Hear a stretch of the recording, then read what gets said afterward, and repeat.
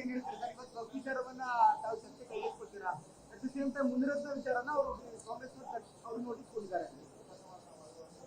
ಇವತ್ತು ವಕ್ಫ್ ವಿಚಾರ ಬಗ್ಗೆ ಈಗಾಗಲೇ ನಿಲುವಳಿ ಸೂಚನೆಯನ್ನ ಕೊಟ್ಟಿದ್ದೀರಿ. ಅದ ಈಗಾಗಲೇ 69 ಅಡಿಯಲ್ಲಿ ಚರ್ಚೆಗೂ ಕೂಡ ಬಂದಿದೆ.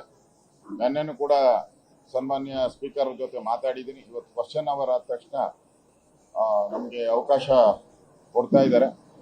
ವಕ್ಫ್ ಬೋರ್ಡಿನ ಅವಾಂತರಗಳು, ರಾಜ್ಯದಲ್ಲಿ ರೈತರ ಜಮೀನನ್ನು ಲೂಟಿ ಮಾಡ್ತಾ ಇರೋದು, ಮಠ ಮಂದಿರಗಳ ಜಮೀನನ್ನು ಲೂಟಿ ಮಾಡ್ತಾ ಇರೋದು, ಇವೆಲ್ಲರ ವಿರುದ್ಧವಾದ ಇವತ್ತು 11 ಗಂಟೆಗೆ ನಾನು ಅದರ ಬಗ್ಗೆ ಮಾತಾಡ್ತೀನಿ.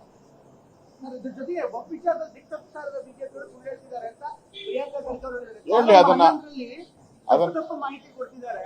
ಯಾವುದೇ ದೇವಸ್ಥಾನಗಳಿಗೆ ತೊಂದರೆ ಆಗಲ್ಲ, ರೈತರ ಭೂಮಿ ತೊಂದರೆ ಆಗಲ್ಲ, ಜಮೀರ್ ಅಹಮದ್ ಖಾನ್ ಹೇಳಿದ್ದಾರೆ ನಿನ್ನೆನೂ ಕೂಡ. ಇವತ್ತು ಅನಗತ್ಯವಾಗಿ ಅದನ್ನ ಚರ್ಚೆ ಮಾಡ್ತಿದ್ದಾರೆ ಅಂತ ಆರೋಪ ಇದೆ.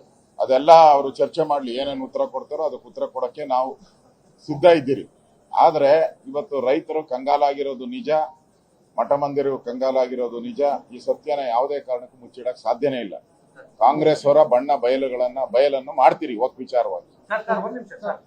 ಇವತ್ತು ಕಾಂಗ್ರೆಸ್ ಅಜೆಂಡಾದಲ್ಲಿ ಬಿಜೆಪಿಯ ಮುನಿರತ್ನ ಸರ್ ಅವರ ಸ್ಕ್ಯಾಂಡಲ್ ಬಗ್ಗೆ ಚರ್ಚೆ ಮಾಡ್ಲಿಕ್ಕೆ ಹೇಳಿದ್ದಾರೆ. ಅವ್ರ ಮೇಲೆ FSL ರಿಪೋರ್ಟ್ ಬಂದು ಕೂಡ ಬಿಜೆಪಿ ಮೌನವಾಗಿರೋದ್ರಿಂದ ದಲಿತರು ಮತ್ತು ಒಕ್ಕಲಿಗರು ಏನ್ ಬೇಕಾದ್ರೆ ಬೈಬೋದು ಅನ್ನೋದು ಈಗ ಅದರ ಬಗ್ಗೆ ನಮ್ಮ ರಾಜ್ಯದ ಅಧ್ಯಕ್ಷರು ಮತ್ತು ನಮ್ಮ ರಾಷ್ಟ್ರದ ಪಾರ್ಟಿಯ ಅಧ್ಯಕ್ಷರು ಅದು ಕ್ರಮ ತೆಗೆದುಕೊಳ್ತಾರೆ.